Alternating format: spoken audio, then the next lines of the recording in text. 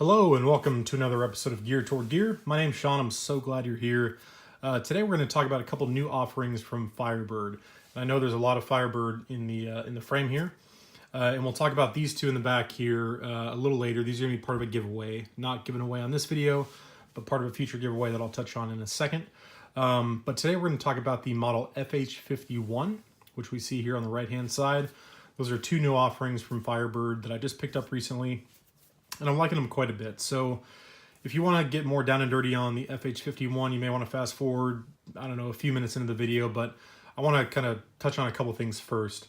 First and foremost, the Ganzo or Firebird brand for me is the one that I didn't have much experience with at all until recently. So I had one that I bought probably 7 years ago and kind of forgot about it. And then I had a subscriber named John who sent me a package. It was kind of my first viewer mail, if you will, and it was totally surreal. And he sent me this knife here, the Firebird Model FH51. And before he sent it to me, he told me that this knife would change my mind, or open my mind rather, to this brand in general, and also kind of what a lot of these Chinese manufacturers are doing these days. So he sent this knife along with several other things, and I was quite impressed actually, considering the price point on this is like $26. Just the overall finish, the action, the materials. I was very impressed with the Model FH21. So much so that I went and bought a second one for myself in black. And I've really enjoyed these models quite a bit. And so having said that, I kind of started looking into Firebird and Ganzo and some of these other companies a little more. And I'll say this.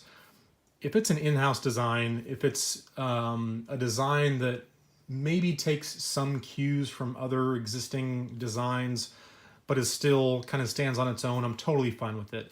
A lot of these companies do kind of straight up ripoffs. You'll see a knife that just is basically a Spyderco Delica 4 or is a Benchmade 940 just called something else. So if it's a direct kind of clone, I tend to stay away from those. I don't know why. I don't want to sit here and claim that I'm some ethical person that's, holier than thou by any means, but I just don't tend to purchase knives from manufacturers where it's clearly a direct ripoff. Now, having said that, obviously a lot of these knives take cues from other companies. I think the Kubi knife that I showed a few days ago takes cues heavily from a couple different ZT models, but it was different enough that I felt comfortable buying it. So these particular models from Firebird, the way I understand it is that they are in-house designs by Firebird and they are produced by Ganzo. And so for that reason, I am perfectly comfortable owning them, buying them, using them, recommending them, and have been quite impressed, frankly, by several of them. So let me get the FH21s out of the way here. And I'll quickly mention that these two in the back here are both brand new knives, never opened, never used. It's not an FH21, which I just showed you, and they are not FH51s, but they are a different model from Firebird that also has the same materials, the G10, the D2 steel, all that good stuff. And those are going to be part of my upcoming 500 subscriber giveaway, which I surpassed here pretty recently. And by the time this posts and that giveaway happens, I don't know where I'll be at as far as subscribers. I don't really care, but these two will be part of that giveaway. So I'll be giving away two Firebird knives.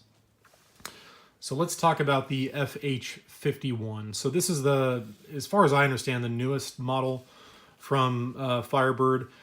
And they announced this a number of months ago. I think I recall seeing a picture of it on Instagram. And I thought the design looked interesting. And so I wanted to give it a shot once they became available for sale. And I happened to see them on Amazon just recently. So I went ahead and bought two. If you've watched my channel for any length of time, you'll know that I have some OCD tendencies, like legit OCD tendencies. And so I couldn't just buy the one, I had to buy the two, in the same two colors to match my FH21. So that's why I bought two of them. And I actually like the Model FH51 quite a lot. So let's talk basic specifications, then I'll kind of give you my overall thoughts on the knife. So price point. You're going to pay between $25 and $30 for an FH51. I bought mine on Amazon.com, Prime shipping, you know, got here super quick, and it was $30 per knife. You can get them cheaper. I know Power Cutlery has them, I think, for like $25. So it's a $25 to $30 knife. It comes in 4 colors. I have the gray color, which is what they call this, although it's definitely more of a blue-gray. And I really do like the color a lot. So they have the gray, the black, and then they also have a Coyote Coyote Brown, and a green color. So I think 4 total color options to choose from, which is nice to have that variety based on your preference, but I definitely like the gray and the black the best by far. The blade length on this knife is going to be, I should say the cutting edge, is going to be 2 3/4 inches. The handle length here is going to be right around 4 1/4 inches, and the overall length is just about 7.5 inches. So it's not a huge knife by any means. It's quite pocketable. Some would consider this to be quite a small knife. To me, it's kind of small to medium. The weight on this is 3 ounces, and in contrast with the FH51, I think is closer to 3.5 ounces, and it's a larger knife, as you can see. And I'll do some size comparisons with some other knives from other manufacturers here in a moment. But it's definitely larger. It's definitely smaller and lighter weight than the FH21. So if you own the 21 or you're familiar with it, the 51 is definitely going to be smaller, noticeably smaller once you get it in hand. So as I said, 3 ounces, and part of that is that they have milled the liners here on one side. You can see the milling holes there. So it's nice that they took that extra step to try to lighten it up a little bit. The blade shape, as you can see, is what they call a drop point. It's kind of got a Wharncliffe style to it. So I don't know. When I look at this, I kind of think Wharncliffe, but it's definitely kind of, I don't know, maybe a modified drop point. I know that's a popular term. So we'll call it a modified drop point that looks like a Wharncliffe. It's got a satin finish, as do most of the models in the FH series, and they do a pretty good job on the satin. It's well done. There's no blemishes or imperfections. It looks quite nice. So I'm digging the blade finish. I'm digging the blade shape, and the blade material is D2. You know, again, with the FH series and a lot of these knives that are coming out now from Firebird, D2 is kind of their go-to steel, and I have no problems with D2. It's perfectly fine. There's plenty of others I'd prefer, but at this price point, no problems with D2 whatsoever. It is a manual flipper, as you saw when I opened it a couple times, and it runs on ball bearing washers. So it's got that nice smooth action with no wrist flick, just very minimal effort. It just pops right out. It's got a good detent that allows for a smooth, consistent, and pretty authoritative deployment. So I do like the action. It's generally quite smooth, which I like. It's not quite, you know, drop shut, just because it's lighter weight than some of the others. The FH21 will kind of drop shut, but at the end of the day, none of us really ever do that. Like, we close our knives like that usually, so that is what it is. But very smooth on those ball bearing washers, so I love the action. The pocket clip I like. It's a kind of loop over deep carry style, although it sits a little lower on the knife, so it's not truly going to disappear in your pocket, but you're just going to have a tiny bit sticking out, maybe 3/8 of an inch, something like that. So it's going to ride pretty deep, and they do carry well in the pocket. So no problems with the pocket clip whatsoever. The only downside, you know, for you lefties, is that it's only for right-sided or right-handed tip-up only. So it's a one-position pocket clip, so that just is what it is. So maybe not an ideal knife for a left-handed user. The centering and just overall kind of finish on this is really well done. You know, I think the quality control is pretty decent. You know, as far as what I've seen in my examples, the centering is dead perfect. I do like that the liner, or at least the portion of the liner that you would use to disengage the liner lock, is beveled in such a way that you can get very easy access and very comfortable access to disengage that liner lock. So very comfortable to deploy and quite comfortable and easy to close that blade up as well. The handle material is G10, as you can see, and as I think all of the FH series knives are. And they do a good job on their G10. I mean, it looks nice. It's finished well. Here's the black version here. It's got some figure to it. You know, it's not just kind of flat G10. It's definitely got some figure in there. It's finished well. It's not polished, but it's definitely not aggressive by any means. So I would call it smooth, but not polished. So not a ton of texture on the G10, but enough to know that, you know, you're going to get a pretty good purchase on it. The flipper tab has a little bit of jimping, which is functional. Your finger kind of wants to stick to it. And again, just very minimal effort. It's going to fly out. You do also have some jimping up on the top of the spine here. In the way I hold this knife, my thumb does land on that jimping. And it is functional. It's not super aggressive, but it's definitely functional. So I like the jimping. It has a forward finger choil. So let me talk about that for a second. I really like forward finger choils on knives so that I can choke up on them. With this knife in particular, for my size hands, it's not super functional. And the reason for that is that it's just not quite big enough for my fingers. I have extra large hands. And so if I were to choke up and really wrap my finger into that choil, as you can see, my finger is going to catch that edge there. So, you know, I could do maybe a pinch grip or something like that. But in reality, for me, I'm just going to do kind of a 3.5 finger grip here and just, you know, use it in that configuration, which is perfectly comfortable.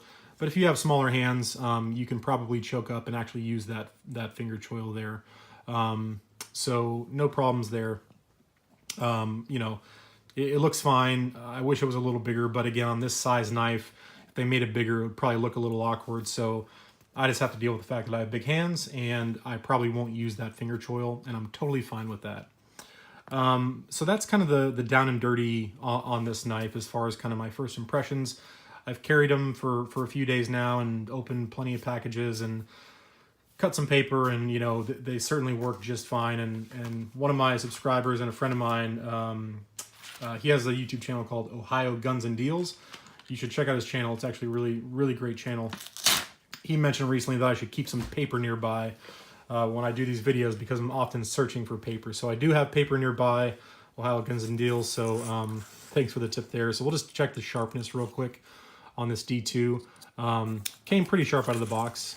Nothing to write home about necessarily, but as you can see, it's slicing quite nicely. It's not quite as sharp as the D2 that came on the Kubi Aris models, but it is plenty serviceable. You're not going to need to do anything out of the box to touch this up. If you want to throw it on a strop, you could and just refine it a little bit, but generally speaking, you know, it's fine. It's no problems with the out of the box sharpness at this price point, and D2 steel, totally fine with that. No issues at all. So that is the basic down and dirty on the FH51. So now let's look at some size comparisons to give you a little better idea of what this might stack up against that you might already own. So I've got 3 knives over here that I think are pretty common, and so we'll do a few size comparisons. The first is going to be the Spyderco Delica 4. And the dimensions, the overall dimensions are very close. And the camera angle sometimes is a little hard to pick it up. But what we're looking at basically from tip to the very end of the handle is that the FH51 overall length is just maybe 1/4 of an inch longer. So very similar in overall dimensions to the Delica 4. However, the cutting edge is going to be a little bit longer on the FH51. So that's the Delica 4. Then we'll bring in a Benchmade mini griptilian, which is going to be smaller than the FH51. So if you consider a mini griptilian a small knife, then the FH51 is definitely kind of a medium-sized knife. The handle length is notably longer on the FH51, as you can see here when I have them lined up kind of pivot to pivot. And then the cutting edge is actually pretty similar when you line up the kind of the very bottom of the cutting edge. You're actually getting about the same amount of blade, just slightly smaller overall dimensions on the mini griptilian. And then lastly, we'll bring in the Kershaw. Blanking on the name here. It's the Natrix. So the Natrix is going to be the one of these 4 or of these three rather, that's a little larger in overall dimensions to the FH51, but it's not by much. It's about 1/4 of an inch longer in overall length. Blade, or cutting edge rather, you're going to get quite a bit more on the Natrix, as you can see. It's notable how much additional cutting edge you get on the Natrix, but in terms of just overall length, it's pretty close. So all of these are kind of in the same overall size range. However, once you close these things up and you look at the kind of pocket carry profile, you're going to notice that the Natrix is going to have a longer handle length than both the Mini Griptilian and the FH51. So I would say kind of in size order, you're kind of looking at, as far as overall length closed, something like that. So your smallest to your largest, these two are pretty much identical in closed length. So there's a few size comparisons for you. And if you don't own any of those knives and you do own some Ganzos or some Firebirds, we'll quickly compare it to the FH21, and you'll notice the cutting edge is substantially shorter on the FH51, and the overall length as well and handle length is going to be shorter as well. So there's a few size comparisons for you. Again, these go for between 25 and 30 bucks depending on what dealer you find them at. Again, I chose Amazon just for convenience, but if you want to save a few bucks, you can definitely shop around and find them cheaper. So that's kind of my take on the FH51. I think it's a good, low budget but pretty high value folder for everyday carry. You're getting a perfectly fine blade steel. You're getting a really good action and some decently finished handles with some weight reduction. And, for 25, 30 bucks, I think it's a really good buy. And to my knowledge, these are very much in-house, unique designs. They may take cues from other knives that I'm not aware of, but from what I can tell, these are unique to Firebird. So that's the FH51, new from Firebird Ganzo. And again, don't forget, upcoming in the very near future, we'll be doing a 500 subscriber giveaway. And I've got tons of stuff to give away, like a lot of stuff. And two of those things will be these two knives here, which I'm not going to tell you exactly what they are, but stay tuned for that. As always, thank you guys so much for watching. I really do appreciate it, and I will talk to you very soon. Take care.